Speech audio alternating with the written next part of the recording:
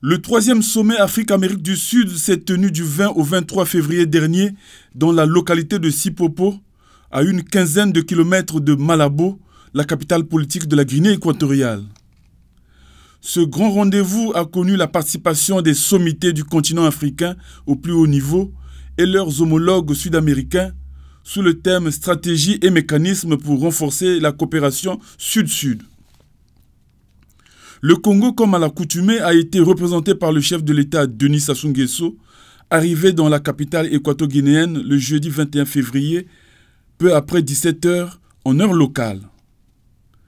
Ainsi que l'indiquait le thème du sommet, les chefs d'État et de gouvernement des deux continents ont passé en revue toutes les stratégies susceptibles de renforcer la coopération et les échanges Sud-Sud au moment où le monde est secoué par une grave crise économique et écologique. Dans une déclaration commune, les participants ont mis l'accent sur le partage des meilleures pratiques dans les domaines de l'éducation, de la santé, de la science et de la technologie, du commerce, de l'industrie, de la culture, du tourisme, de l'agriculture et du développement rural.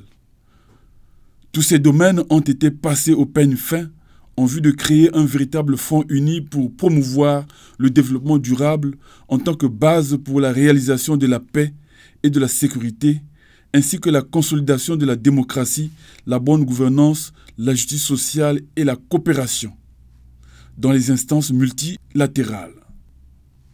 S'agissant de la gestion de ce partenariat stratégique entre l'Afrique et l'Amérique du Sud, les chefs d'État et de gouvernement ont pris note de la mise en place du comité stratégique présidentiel et du secrétariat permanent entre les deux continents, dont le but est de donner un nouvel élan à ce partenariat pour les résultats concrets.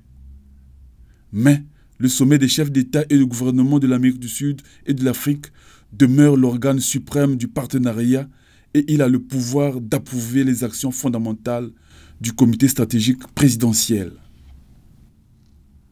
Le plan d'action d'Abuja préconise la tenue du sommet Afrique-Amérique du Sud tous les 2 ans.